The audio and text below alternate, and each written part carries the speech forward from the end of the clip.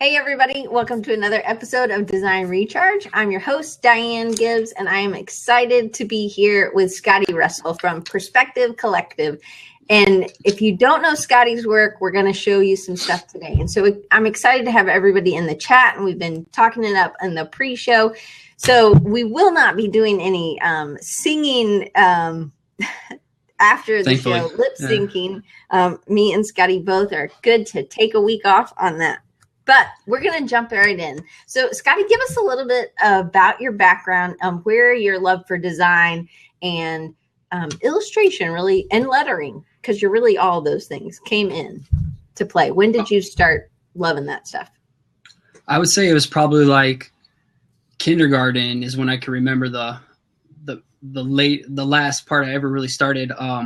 I was killing a dragon with some neon crayons, and the class went pretty crazy over it. So I think I got pretty hooked after that. I was in a couple art shows like first, second, third grade and kept rolling. I was making logos in Microsoft Paint in middle school. Yeah. I went to college and I got a fine arts degree, but I really got addicted to the more digital side. And once I graduated, I kind of found my love in hand lettering and more just illustration based. I fell in love with working with my hands. Yeah. So as you were a fine artist, did you have to do like regular fine art stuff, regular drawing, or were you doing sculpture, anything? Did you have to pick a medium?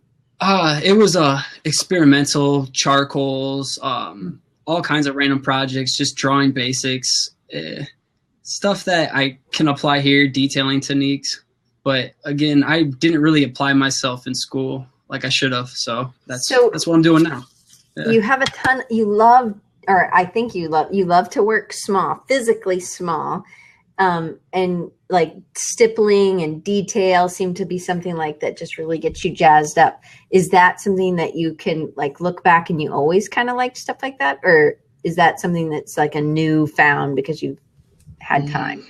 No, my mom actually found a card that I made for my brother. Like I was like 5 or 4 years old, just in our garage. And it literally was covered from front to back with lots of minuscule detail. I would like cut and die cut it, and it's kind of just been something I've always done. I don't work well simple or with white space, and I just like to fill it.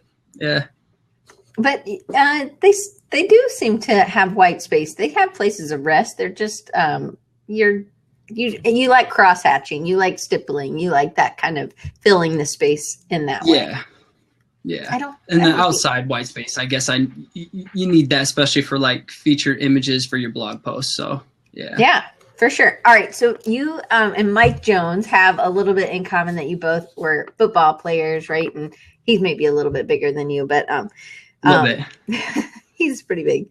But you've been a football coach, and sports have always been really a big driving force in your life. So how did it happen that you realized that you could really wrap the three of your passions, which are people, other people, sports or coaching, and then design and art? How did you figure that you could wrap them into one purpose? Because I think a lot of people have that problem. They have all these seemingly separate things. It was really only just this last year I really discovered that I could maybe make this work. Like I always loved to draw, but I didn't really like to share it much because I was pretty self-conscious about it. I've always had a knack for just encouraging people and getting people excited about something. So that's how I got into coaching and personal training a little bit, but that always kind of felt empty. There was no creative part about it. And so that's when I kind of got into blogging, and I'm like, well, I like to encourage and I like to draw. So this is an opportunity to kind of just test it out and do something different. And I kind of caught a pulse on it and got some validation. And now that's pretty much putting all my eggs into this basket. I just love to do it so much. So one thing Dan asked that I'm going to ask another one of his questions later, but I'm going to pull one of this in. So why do you create these inspirational messages? What meaning do they have to your life? Because a lot of your pieces, and I can pull some up if you can think of any in particular you want me to pull,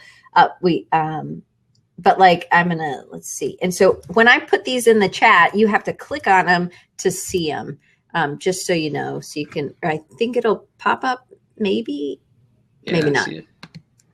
Does it pop up as a little image? Yep. Okay. But so what's the story kind of, because it seems like that's always kind of a resounding thing, is that you have this kind of personal message, or a positive inspirational message. I believe, it's important on how we respond to adversity. And art has always been a way to express myself. And, I put a lot into each piece. Each one has a little bit of meaning tied to it, especially the drawings of pizza. I love pizza, but I found out that some people were resonating with it, and, it was making them have a better day. And so I just continued to keep doing a little bit more, and I don't know, people just resonated with it, and it makes me feel good, and it's making someone else feel good. And it gives me kind of a purpose to create. So Jeremy asked a great question. He says, a lot of people, and last week was his birthday, so happy late birthday, Jeremy. Happy late birthday, Jeremy. A lot of people spend time warming up their hands when it comes to drawing, but do you spend any time warming up your writing skills when you blog? Because you actually did a 3,000. I think your post today was that you wrote a 3,000 words.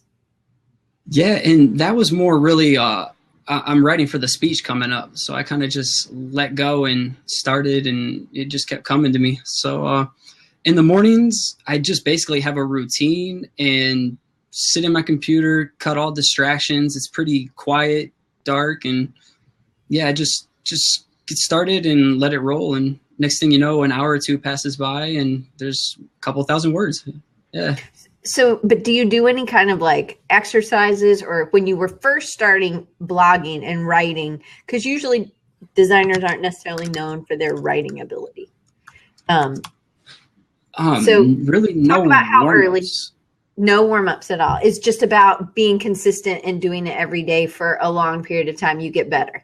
Yeah, I truly believe in just showing up each day and doing it when it's not convenient. It kind of just makes it come to you naturally, and it's just something you can just wake up and do. Especially if you're consuming content around it, then you always have some source of inspiration to, put it on. Well, I use a text editor, or just like on paper, pencil. Yeah, drawing it. So there's always a constant source of inspiration. So I just like to go at it and show up every day. And you're not thinking that everything you write is like golden. It's that you're taking pieces of the things that you're writing every day and kind of composing them into something, because you're able to think about things and get your ideas out, instead of just, you're able to react to some of the things that you're thinking about a little bit more. Exactly.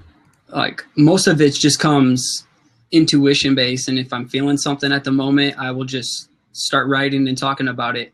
Especially if there's a moment where I can't think of anything to write about, I'll just talk about how mad I am I can't think of anything to write about. So Jeremy asked, finding your writing voice, and finding that voice, what do you think helped you the most in getting to that point? Man, I honestly don't think I'm even to that point yet.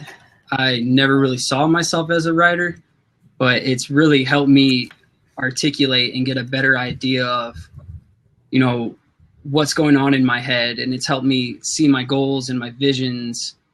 But I don't know. It's just something that I've been doing, and I keep showing up, and it starts to gradually get a own template, a own outline of its own, and lots of experimentation. So some posts may be like motivational, and some may be based on teaching. So some things, I think one thing I think is really neat when I've talked to you, the times that we've talked on the phone or whatever on the computer, you being a personal trainer really kind of feeds in to what you're able to do with the kind of motivational stuff. And it was that was the part that was missing for you in personal training. And then with design, maybe you really wanted that kind of coaching aspect or motivating kind of aspect. And I think that how you're writing, your writing comes across that way. So I guess, how did you just start? I know you were, you came to Creative South. Kind of give us your background on like what happened a year ago and what made you want to change. And I don't remember where this is in my questions. Oh, what happened in your life that you knew you wanted to change? Like what kind of was that wake up call? It was a couple of years ago, and I'm not gonna lie, I was really depressed out of college, feeling lost. I've had so many people tell me no when I would apply for a job. I didn't apply myself. I was always relying on someone I knew to hook me up with a job.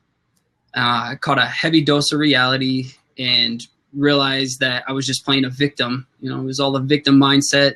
The world was against me. God was against me. Honestly, it was when I started getting on Instagram and I saw these great artists like Sean McKay, Raul Alejandro, Ricardo Gonzalez. I'm like, wow, these guys really deliver a nice message behind lettering. And it's like, why can't I do this?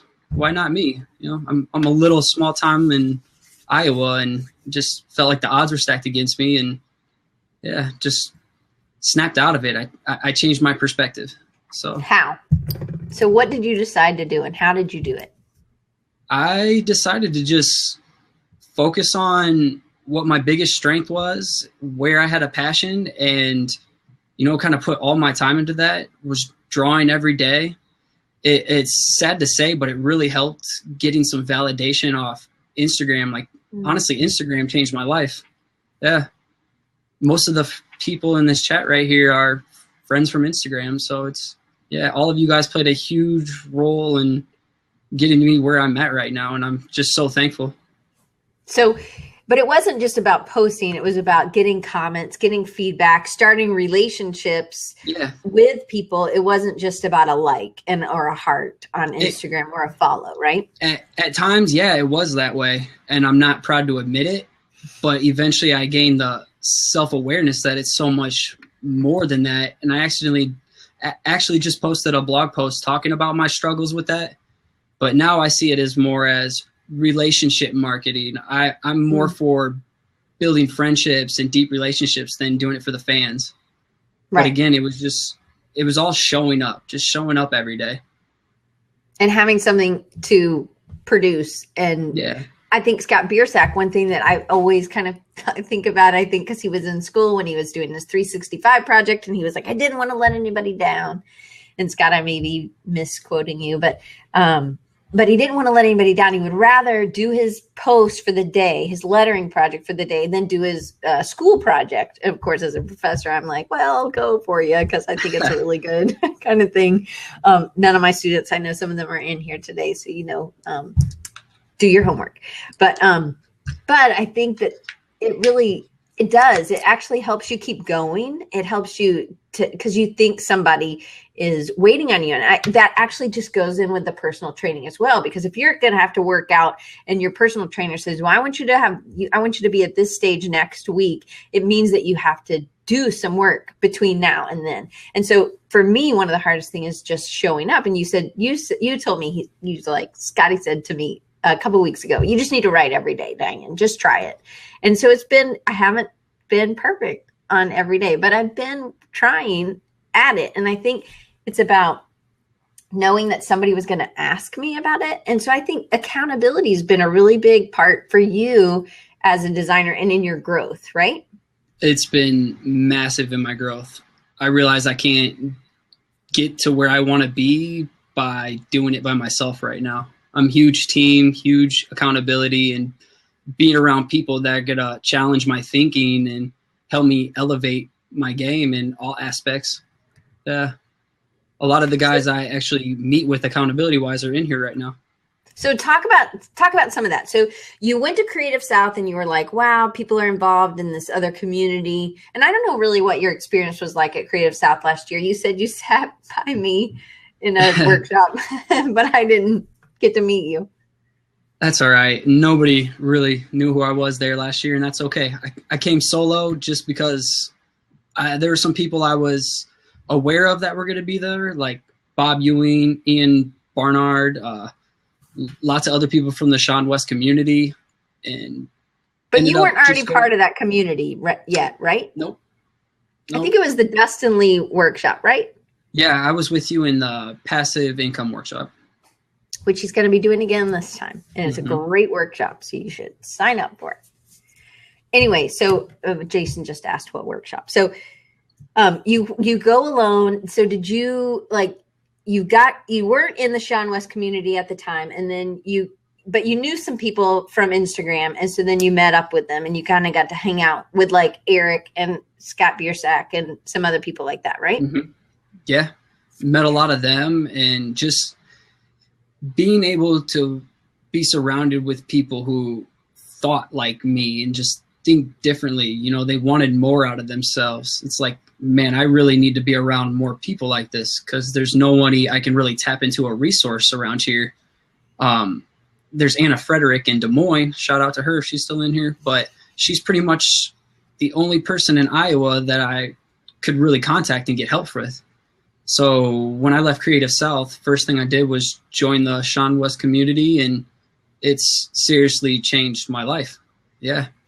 So from that, you got involved on a deeper level, and you actually started meeting with Terrence and Eric, and then you meet with other people too, but you and Terrence and Eric kind of meet together. And Terrence is in Houston, I think, right? Or okay, I have stalked him some, so he does know.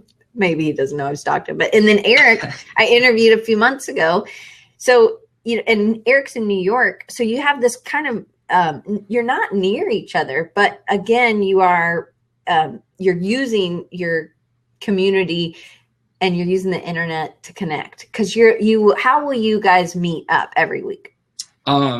Usually we go from a Google Hangouts.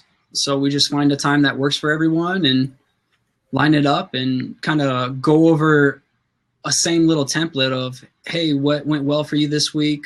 What didn't work so well? What's your plans for next week? What's your short-term goals and what's your long-term goals? And then we just literally get on each other each week about it and make sure we're holding each other accountable. Yeah. So how long did these meetings last? And in the beginning, you were probably kind of getting to know each other a little bit better. You knew each other's work, but you didn't maybe know each other super well. We probably meet around hour and a half. Yeah. Super, super productive. I've probably been around these guys in and outside of the Sean West community. I definitely can tell I'm just leveling up in all aspects, from creativity, my business acumen. You know, we're all launching products and shops around the similar time. So it's great to bounce ideas off each other, and nobody's scared to rip each other's work. So Eric was just ripping my website yesterday. So I got all that taken care of.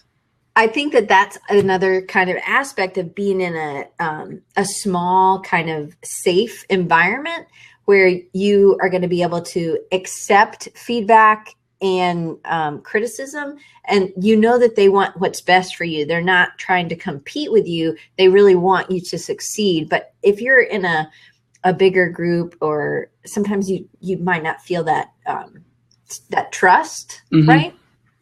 Well, and I feel, I guess I could speak from experience. I used to just not take constructive criticism too well, and I would always question the credentials of someone, and I always thought my work was just awesome. And reality of not getting a job outside of college kind of put things in perspective for me. So yeah, it's just good to be around these kind of people. Yeah. Well, it's humility is a hard pill to take, but it actually is the best pill when you realize. And I think you and I have had these conversations where you know where you want to be, and then you just keep raising that bar. You're probably never going to get to where you want to be. And that's what's beautiful about growing and wisdom, is that you're always getting better. Yeah. I really see it as like, somebody said something cool to me. It was like, success is not a destination, it's a journey. So like I wake up each day trying to find a way to get better. And you never truly want to arrive, because once you do arrive to that destination, you've kind of capped your potential. And I don't ever want to reach potential, because there's always room for improvement. Yeah, absolutely. So Corey said that you're a role model. So what do you feel about people say and using you as a role model? Because I totally agree, Corey. I guess that's probably the highest compliment you could ever give someone. Like, I'd rather know that my work and my message is helping people have a better day or find a purpose than being like, hey, look at this cool client I have, look at all these people I have. It's Right. just, that doesn't align with my principles and values. So thanks, Corey McCabe. That's Sean's little brother too. He's a good guy. Yeah, he does a lot of awesome videos, right? Very talented. Yeah. So what about aligning with people who are in your like really core group that also have those same values? Is that important for you when you're finding those kind of people how did you determine that Eric was a good, accountability partner for you? Or Terrence, either one. I 100% believe that I need to be around people that are going to help me get to where I want to be. People that are either where I'm at or we're all kind of on the same level trying to achieve the same things. So being around Eric, I met him at Creative South, and then a lot of these people in the community just realized like, wow, these are the people that I can level up with, the people that are going to help elevate my circle of influence by hanging around people that elevate my circle of influencers. So I want to be around these people. Just from seeing how they acted and seeing what they produced, was that how you kind of determined that? From the content that they would put out and just how they would interact with their audience and just create for a higher purpose and not just create to get the affirmation. Yeah. Those are the people I want to be around. And I also think it's really important for you to help other people. Like that's been always when we've talked, you were like, I really just want to help other people. I want people to feel like, you've dealt with anxiety and depression. And I think that I love that you talk about that. You did a whole blog post on it. And I love that blog post and I shared it because I think a lot of people won't talk about that stuff. I think some people do. And I think that's terrific. But I think some people, we're of the mindset that you need to be happy and you need to show whatever. And I do think a ton has to do with attitude, and you do control your attitude, but there are chemicals in our bodies that affect us with depression and anxiety. And so it was like that this is something you deal with, that you just kind of came out and you were very honest and open about it. I really loved that. Was that hard for you to do or hard for you to write about? Or did you question, I don't know if I should do this? The hardest thing about it was it probably took me 20 different times to actually hit the publish on it. So it was something I felt very vulnerable about. But I feel the more I keep putting an authentic version of myself out there, the more people I can help and reach. So I don't want to sugarcoat things. Like on Instagram, I'm curated with the content I put out, but I don't ever want to be a fake person who looks like life is always great, because it's not. We all have struggles. We all have challenges, and it's just how we deal with it. Yeah. Absolutely. But and Jason says, sometimes it's not about attitude and positivity. And granted, sometimes life just brings you a whole bunch of yucky stuff, and it's how you attack to the answer of solving that problem. And I think, but sometimes you do kind of need to like have a good cry and anyway. I'm not going to admit that to anyone. Well, I am, because I'm a girl. I guess we can cry. But I really do think, but you do have to, I think Eric, when he was on, he said, my house went up in flames, and I think one of his cats died, and he found one of his cats. And this was huge, but he took this as like, what, this is happening to somebody else. And I have a life and I have a ton of other things that he was able to salvage just even in himself from that experience. And it's about how you go forward, I guess. And I think you've done that a lot. You've taken a lot of parts of your life and kind of adjusted them and now gone forward in a new way, I think. Do you think that's true? I would say so, especially just realizing that I'm in control. I'm not a victim of my circumstances, and, I am the creative force of my life. That's ever since I finally gain the self-awareness that I'm in control of the things I can control, such as attitude, my behavior, my work ethic, how I treat people around me, that's really put me on the fast track to whatever success I feel like I'm reaching at the moment. But then again, all the things that I used to try and control that were outside of my control, that's the stuff I used to dwell on and made me feel like a victim. So you really talk about 4 kind of aspects, or you call them pillars, that really were key steps in you changing your life. And I don't know if you came up with these all on your own or if they were just from like life experiences. And I don't know if you were writing at this time when you were starting to kind of figure out these things, but can you kind of bring us through those 4 steps? And I think one of them is not being a victim, right? Yeah. So I kind of came up with the change of perspective and the 4 pillars of how to get whatever you want in life. And that's more from speaking from past experiences, past adversity. And these are the things that kind of shaped me to who I am right now and what I want Perspective Collective to embody. So the first pillar would be becoming the creative force in your life, realizing you're in control. You don't have to live a life off someone else's script, because we grow up in a world condition that, hey, you need to get a 9-to-5 job, even if you don't like it, because it's safe. It doesn't involve risk. And if you do take a risk, you're going to fail. We're taught that failing is bad, when I see that failing forward means progress. Right. So the second pillar would be having a vision. You have to know what you want. And I truly believe in knowing what you want, you have to find your sweet spot. And that's the combination of finding your top strength, finding what you're passionate about, and finding a market for what you do. And within that is your sweet spot. And that's what you navigate through. The third pillar would be strategic goal setting. So once you kind of know what you want, you need to have a plan. So I'm big on SMART goals. Does everybody know what SMART goals are? Tell us, because I know what it is, because you did a blog post on it. But okay. Say SMART goals is setting something that's specific, something that's measurable, something that's actionable, something that's realistic, and something that's time bound. So whatever goal you say you want to lose weight, it needs to fall into those categories.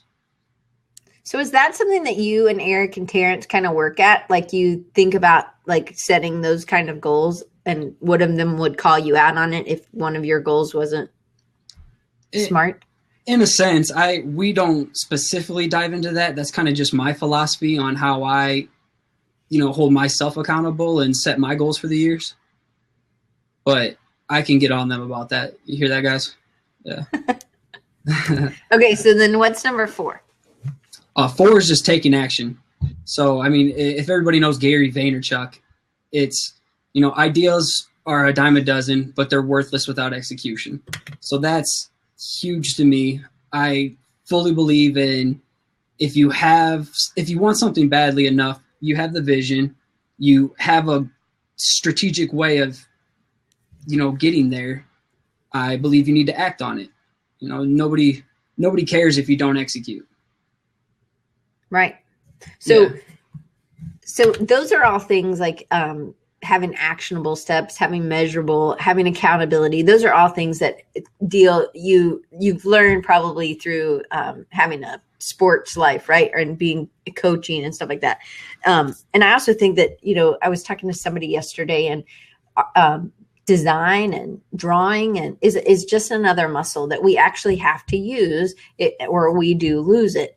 You can get it back, but it is something that you need to keep practicing at. So how much time do you, and you're newly married, right? Like, I think she's watching, hopefully. She's awesome. But less than 6 months, right? July 18th.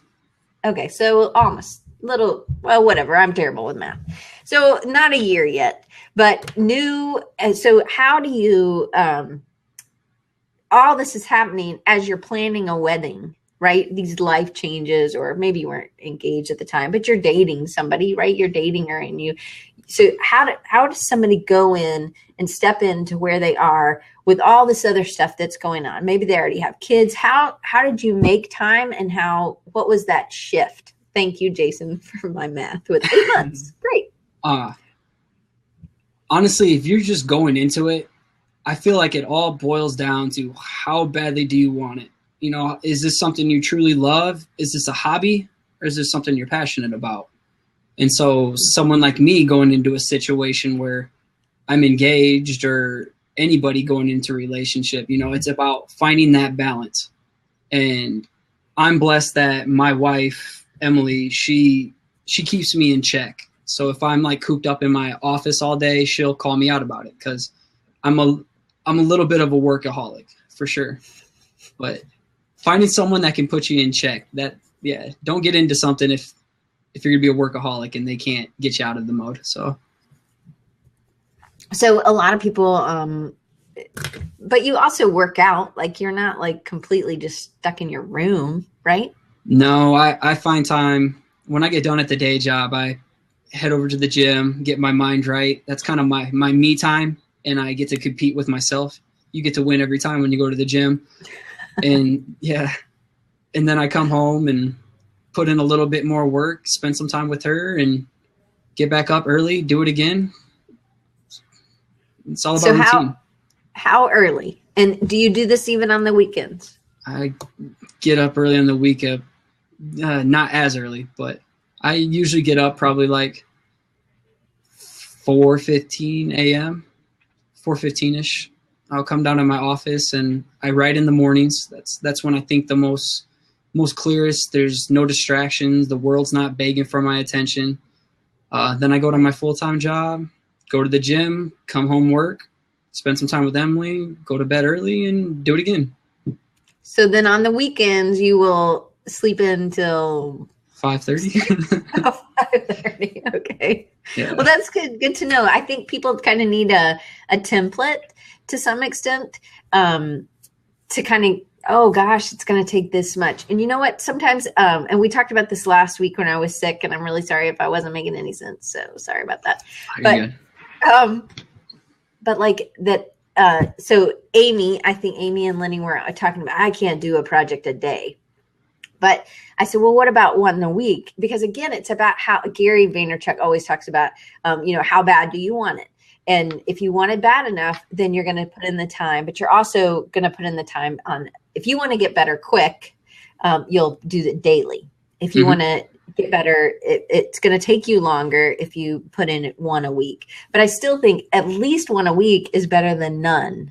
At least one a month is better than none. It just means that your growth is going to be more slower than it is fast, right? Definitely.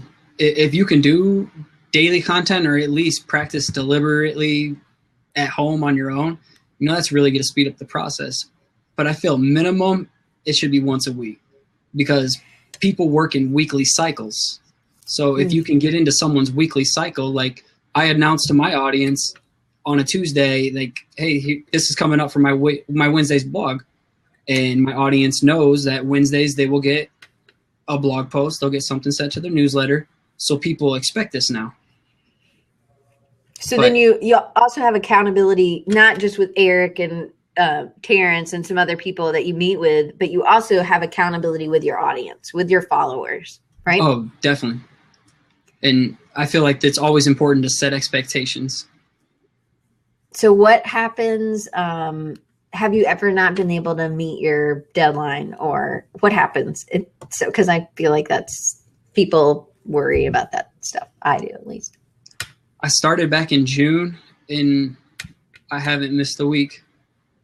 So it's been, consistent every Wednesday. I believe in consistency over frequency. Yeah. So what about, I don't know what just dropped, but so what about projects? Like, how long does like the making time? Oh man, Diane, where'd you go? Oh, that's all right. So how's everybody doing in here? I'm really glad you guys are all here. This is pretty cool. Doing fantastic. How many of y'all are going to Creative South this year? Nice.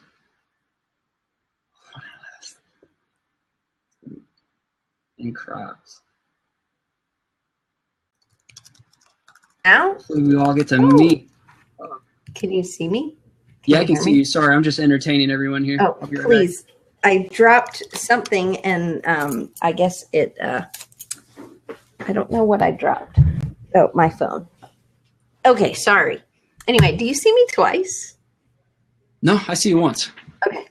I see me twice. I don't know what's wrong. See, anyway, my whole voice has been echoing in my ear this whole time, so I hear myself twice this whole time. That's why I keep pausing. Oh. You could probably click out and then come back if you want. But I've seen that you had your earbuds out. Yeah, it's like this whole time I just keep hearing an echo. So sorry if I sound weird, guys. You sound fine to me. I haven't noticed anything. Sorry. I'm sorry. I think it's just because I'm at a university. We have crazy internet. It's how you battle adversity, Diane. So yeah. Okay, so what about how does having an audience encourage you, and how does having people like Eric or Terrence encourage you? So it's people who are one-on-one, and then also people who are in your audience. How do those people encourage you? Let's see. From a blogging audience aspect, I think the best days are when I get a nice little email saying that the words that I wrote or the message that I delivered is just really resonated. It felt like I was speaking directly to them. That's powerful, especially on a day that I'm just not feeling too good about myself, or, that inner voice is putting doubt in my mind. Like, what are you doing, man? You're an imposter. It's getting that little message, letting me know that I'm making a difference with what I do. And that keeps me going. Sorry, go on. No, go ahead. No, as for accountability wise, just going over the template that we have of what's working, what's not working. And we're in a Slack chat all day too, just kind of checking in on each other. And that's been so helpful of meeting my deadlines and helping other people meet their deadlines. And yeah. So when you're in a Slack chat with them, you're doing this during work, though? You're not doing it during work, probably?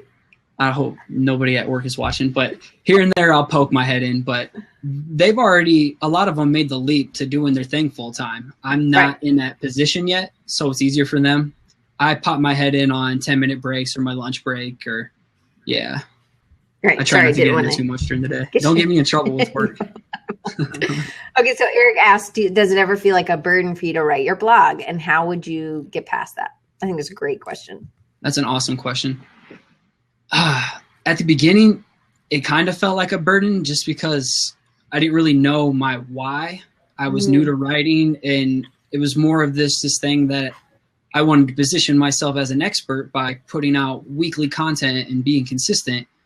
But as it's evolved and writing's helped me articulate and figure out my why and my mission and what I'm trying to accomplish, I actually look forward to it. It's very empowering. It's amazing to see the results, personal growth, as well as the growth of my audience with me.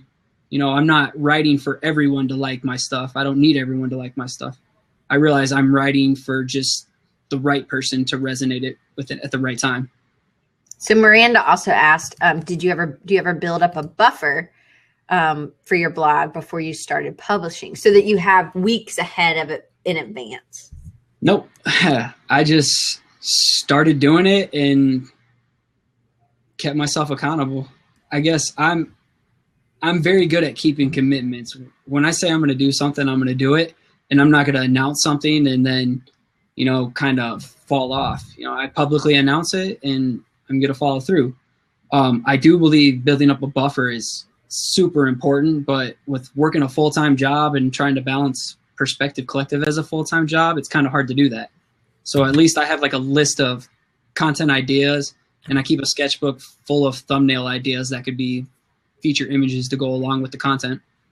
So are you working on multiple of those feature images every week, or are you just kind of working on one or two at a time? I focus on one a week, but throughout the week, I just smash tons of podcasts and all kinds of personal development or business podcasts. And so I keep a sketchbook by me and I get ideas all day and I just log them down and put a little note, and those will eventually fit into the rotation of my work. All right, cool. All right, so Jeremy had another question, then I'm going to get to Andre's question. So Jeremy says, when you write posts, do you write them with a certain someone in mind to help resonate with someone, or do you focus on a broad audience? And really, who is your audience? Because that was another question that I had for you. You know, is it just for designers? Because I actually think it could be for a lot more people than just designers. This is an awesome question, Jeremy. My audience is kind of just evolved on its own, and I didn't really know what it was until now, but now it's more of people who are lacking an identity. They are stuck in a dead-end agenda, not knowing what they want in life. I am speaking to these people to try and get them excited to have something to look forward to each day. Hopefully I can provide them some direction and help them to build some momentum. You know, those are the people I'm going for. So if there's an age somewhere in there, then that's awesome. But otherwise, you know, that's kind of who I'm tailoring to right now. So yeah, it could be anybody though, but just in that stage in their life or at that place. Yeah, just someone who's lost and, you know, doesn't realize that there's something they're good at, that they can, you know, use their gift and do something they love each day. And that could be any kind of gift. It doesn't necessarily just mean drawing, right? You can be an awesome knitter, you know, and you can have a strength and you can have a passion for it. And there might be a market of people who want something crazy, unique knitted. Right. Back to Jeremy's quick question. Oh, sorry. I literally tailor all my blog posts to the people in my audience. So if you're in my newsletter, I kind of have an autoresponder series going that asks people what they're struggling with. And you give me a struggle and then I'll speak from experience. And that's what my blog posts are about. It's literally what you guys have problems with is what I focus on. I just want to help you. Cool. All right. So Andre says, Scotty, what is your full-time job? Or is it coaching, or is coaching and teaching already your job? If you already said it, sorry to ask again. No, you're good. I haven't said it. My full-time job, I do graphic design full-time for IDEX Corporation. I don't really share any of that work, but I'm pretty savvy with Illustrator and I'm the logo guy. So icons, logo, and I'm dabbling in some web work now. But again, I let you see what I want you to see. Yeah. Yeah. So Matt wants to know if it's IDEXX in Maine. I'm just spelling it. Is it IDEX in Maine? No. IDEX Corporation, they're the ones who own like the jaws of life, get you out of your car. And I'm in just one little branch and do all their marketing department for other global brands. So I work with business units all day. And like today I'm working on a brand identity for a new client we just acquired. So it's not as fun as working with your hands. Yeah. Probably not, but it definitely needs to be done. So Corey wants to know, and I think this is really good. So you definitely talk about short-term goals. You have daily goals. You have things that you want to do. But how important is it to set these 5 and 10-year goals, or even like 1 and 3, 5, 10? So what do you want Perspective Collective to be in 5 or 10 years? First off, Corey Miller, that dude is awesome. He was one of the first people I met at Creative South last year too. And he is one of the main reasons I want to go back, because of meeting awesome people like him. Perspective Collective in 5-10 years. Honestly, I want it to evolve into something where I'm coaching people one-on-one, speaking, public speaking events, running courses, and then just having the time to create art that matters to me that I know will matter to someone else. A crazy idea I had was maybe in 10 years, it kind of turns into a platform where there's people that I align with the same vision, the same goals, the same attitude, the same work ethic, and they want to help people, that maybe the Perspective Collective can turn into a plural of artists just trying to make a dent in the world. So that's something that's kind of got in my idea going into the new year. I haven't really settled on that, but I'm focused on making this a full-time thing right now. It's tough to juggle 2 jobs. It is because you have to give something away, and it's time. It could be time with your family. It could be time just to do other passion projects, right? Mm-hmm. All right. So, well, how much time do you think you spend a week working on Perspective Collective? Either the writing, the illustrations, and then the connecting and with your audience. Following up with people. Honestly, 30 hours, probably 30. Yeah, 20 to 30 easily. Yeah. So Anna asks, how do you juggle 2 creative jobs at once without getting burned out? And that is a really huge question. That's easy. So it's the line of creative work I'm doing. So the graphic design and branding and doing some web design, like that's separate passion. I like that stuff, but that's more client work and tending to other people's priorities. So all day I do that, and then I get to come home, put on a different hat of where I get to create and deliver people value and create on my own terms, something that I've always wanted to try, or experimentation. There's nobody to tell me that, hey, make a change on this one. We need to see a couple more versions. It's just, it's what I love to do on my own terms, and I get to help people. So why is helping people so important to you? My favorite quote is from Zig Ziglar, and I'll paraphrase it a little bit, but in order to get to where you want to be in life, you need to help just enough people get to where they want to be. And ever since I've adopted this mentality, so many doors of opportunity have opened up. Like I'm talking here right now. This is insane. This is I'll be public speaking in Mobile, Alabama. Like, you kidding me? That would have never happened if I would have just been in this old mentality of like, I need these clients, I need my art to be awesome, and the old selfish mentality just wasn't really working for me. So right. Life has just been moving incredibly fast since I've adopted this. So. All right. So Jason wants to know, how do you define success? And I think that's a really big deal. You kind of have to know what that is before maybe you begin. Maybe it changes as it goes. I definitely think it can, but how do you define success? I feel like that's pretty simple. I don't define it by wealth. I define success by being able to show up each day. Like you say, you're going to show up, you showed up. I feel like that's successful. I feel like being able to go to bed each night feeling productive, like you got something accomplished, or you feel fulfilled, like you made someone else's life better that day. That's success. Right. Success isn't always based on wealth. No, or I feel like I'm very successful right now because I love what I do and I get to help people. That's right. Success. Right. Absolutely. All right. So that's a good question though, for sure.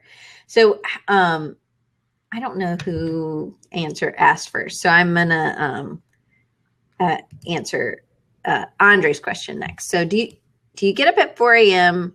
to have time for Perspective Collective? Or if you were just doing Perspective Collective full time, would you still get up at 4 a.m.? I'd probably get up at 6. I love the mornings now. I was a night owl, but I get so much done in the morning. It's insane. Yeah. So I really like Corey's question. You recently got married. Congratulations, of course, he says. And I don't know where this question is. Oh, there it is.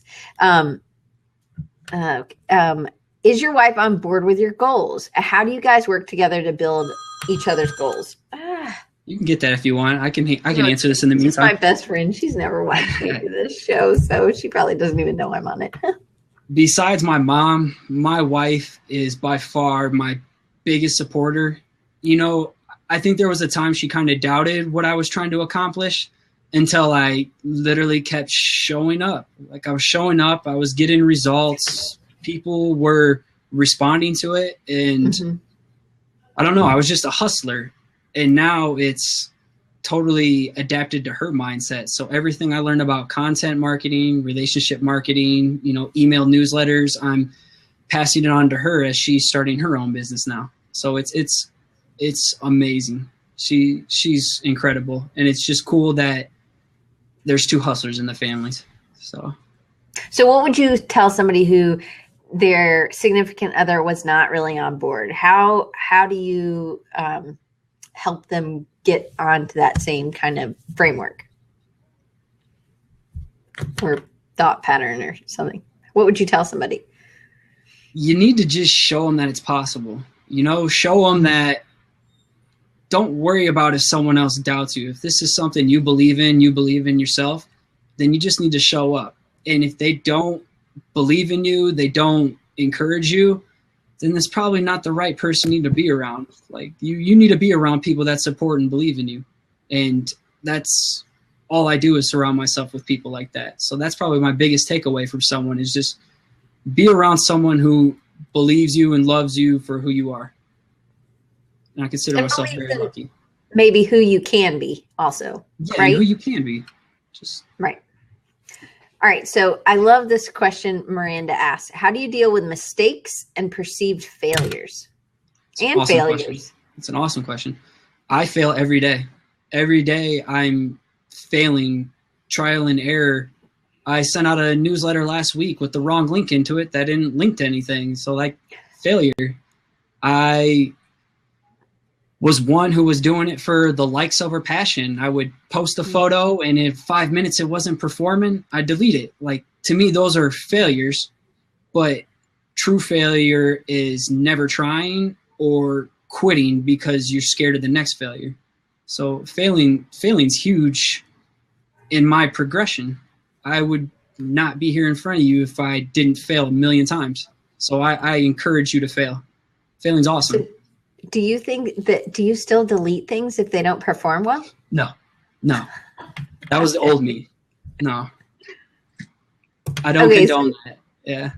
So Corey's shouting out your newsletter. So I'm actually going to give the link, and you can be a part of the newsletter really easily just by going to this link and giving them your email. Right? Join my team, guys. Yeah, let's grow together. Yeah. All right. So we just have 7 more minutes. So I want to, any other image, I thought this image to me was a really strong image, the prisoner of the mind image. And you do great. And maybe somebody who's thinking, oh, I just can't do this kind of drawing within a week because it's just too detailed, but you're really working pretty small. And maybe that's something else that allows you to work it out, because you can kind of work out the, thank you, Karen. The layout, but you then you can get to a place that, you know what I mean? You can get it finished. You can work out how it's going to lay out, and then you can this one was a little bit bigger, but I find if you're going to be doing weekly content and staying consistent, one of the biggest things that burned me from failing and stressing me out is taking on a piece that would take too long. So now I have to work at a smaller size. I limit myself 2 to 4 hours and kind of just keep it under there because it's easy to zone out and get lost in a piece. So how many sketches do you do for something like this? Like the one that I just posted, which is the gratitude one, which I loved. Everything starts off in my little field notebooks. I keep a sketchbook literally glued to my pocket all day. I'll probably bust out 3 to sometimes 8 to 10 thumbnail ideas. So just quick little sketches just to lock down an idea. And finally more prints so I can give you my You're distracting me. Where was I? You were talking about just being able to work small and be able to get it out, oh, yeah. I think. So yeah, working with thumbnail concepts, it's not about spending much time into it, just knocking out as many concepts and you can think of at the moment, and then finally just pick one that maybe works the best, that I can really tie into a message, and I just go for it and I time myself. So give myself restrictive times to work in, which restrictions really boost the creativity. So work with restrictions, guys. For the little thumbnail sketches you do, time restrictions, or for the big thing? The big piece. Okay. I try to keep thumbnails within 20 minutes. Yeah.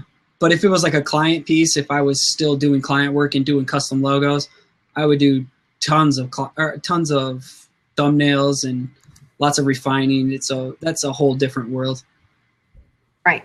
Absolutely. So I did post if you want to get one of your prints and talk about the print just a little bit, I'm going to post the image up, and then this kind of can serve as a reminder for them, right? Yeah. This print is literally off of my change your perspective mentality. So I originally had the first drawing in my room and I saw it every day, and it kind of just stopped me from feeling sorry for myself. And, you know, if I want something bad enough, I need to take action. So I felt like this could serve as a very powerful visual reminder for other people to, you know, if there's something in life you want, go and get it. The only person holding yourself back is you. So I see this every day. It's just right over there. And I don't know, I just encourage people, if I only want it to be bought by people who are willing to take action, you know, people who just need that little extra motivation in the day. It's for those people. And they're really nice prints. They're Mama Sauce, I believe, printed them. So they, right? Letterpressed? Yep. It's a French paper. Shout out to Brian and Kim. Those guys are awesome. And then Mama Sauce printed them. They killed it with the letterpress. They are really, really nice prints. All right. Met so them at Creative South too. See, Creative South's the place. It Can't is. wait for you guys I can't wait to see you in real person is what I was about to say, but you know what I mean. So I'm going to share some other places. We've talked about your Perspective Collective, perspective-collective.com. And then there's a bunch of links that we've shared. But then you also you do Instagram, Snapchat, and Twitter pretty regularly. And here are ways to get in touch with Scotty there. So I just wanted to. I'm pushing Snapchat right now. I love Snapchat. That's where I get to interact one-on-one with you guys in a more intimate setting. So, and I share my whole process. And yeah, if you've been on Snapchat, you know I'll get back to you. So that's cool. Yeah, Von Bursk. Yeah, you're a good dude. Thanks for following. Figuring out. I'm not too smart in that realm, but anyway. So we know we can give you money at the shop. And then, so are you is the goal to have more prints by the end of the year? Is the goal, what are the next steps? Goals for the rest of this year is to get probably 3 to 4 products in my shop. I really want to go more towards products that can help people, more digital. So courses, guides, you know, things that'll help you get excited about what you want to do, provide direction, and provide momentum. You know, stuff that can help you change your perspective. So selling prints and all that, that's cool. Launching a shop was more just a goal that I've always wanted to do, but it was more talk. So just doing that was just a small milestone. But yes, well, more stuff for Corey to buy. I would love, I told you, I really, I think you would be great at doing a course or doing mentoring or doing one-on-one coaching or something like that. Like, I think that would be awesome. Okay. And Jason Craig wants just everybody's. I'll make sure to text you, Jason. I will too. I hope that it's the same number. But I guess I'll write it down really fast so I can make sure I do that as well. I think I did. Anyway, so please follow Scotty. And I'm super excited to have you down to Mobile. And I can't wait to have you around and show you. It'll be after Mardi Gras, so all the party stops next Tuesday. We can still party. It's okay. and I'm sure they will. But it's a different kind of party when Mardi Gras is happening. So we get off work Monday and Tuesday, thankfully. It's the one nice thing about being in this part of the country, because when I lived in Colorado or Atlanta or Richmond, that was never a case. We didn't get off for Fat Tuesday or anything like that. So anyway, nice piece. So thank you for coming and being on, and thank you. I can't wait to see you in Mobile and at Creative South in April. If anybody needs that link, it's creativesouthga.com. Anyway, so, and if you are interested in being on my list, you can always, or if you just want to ask me a question or send me something. Oh, you know what, Dan, we need to finish Dan's questions, but you can email me at diane@designrecharge.org, or you can click on that bit.ly link, and then you can always hit reply when you get an email from me. So Dan asked, and I always wanted to know this too, how lithography influenced your work, because it seems like your artistic style has a lot of draw from just the cross hatching and the stippling. And did you do any printmaking and lithography when you were in school? A little bit in college. I did a little bit of printmaking, but this was kind of a style I've always been drawn to. So lithography maybe subliminally played a role into what I do, but it wasn't heavily influenced from it directly. Yeah, I wasn't sure about that one. Yeah. Well, but it's what you've looked at, right? You know, it's who's influenced you, and maybe you didn't. Maybe it's the style of drawing that style I've been drawn to. Yes. Yeah. Yeah, definitely. Anyway, I'm excited to see all the people that followed you that came, you know, on, you know, for this. I'm super excited that you had so many people, all the Scotts and the Chris's that were here in the beginning. It was like packed with Scotts and Chris's. So I'm excited that you had so many people that were part of your crew that came to support you. I just want to say thank you so much to everybody who showed up for this. It means everything to me, and I hope you guys all have something you can take away to just apply to your life and realize you're capable of doing what you want to do. Like you can do whatever you set your mind to. Just change your perspective. Awesome. Well, I'm excited to keep going, and I'm going to keep writing, and I'll have more to show you when you get here. So guys, I'll see you next week. Next week we have Jason Karn, just so you remember. Yeah. Another really likes to draw really small and does a lot of really awesome detail, who's also in the room, thankfully. And so show up for that, and we'll always here every Wednesday at 2:30 Eastern, 11:30 Pacific, and that's it. So thanks so much again, Scotty. I really appreciate it. It's been a blessing to be here. Hopefully did cross paths with everybody at Creative South. I'd love to say what's up. Thursday night bridge party. Yeah. That's right. All right. I'm hitting bye, and then we'll have the after show. All right.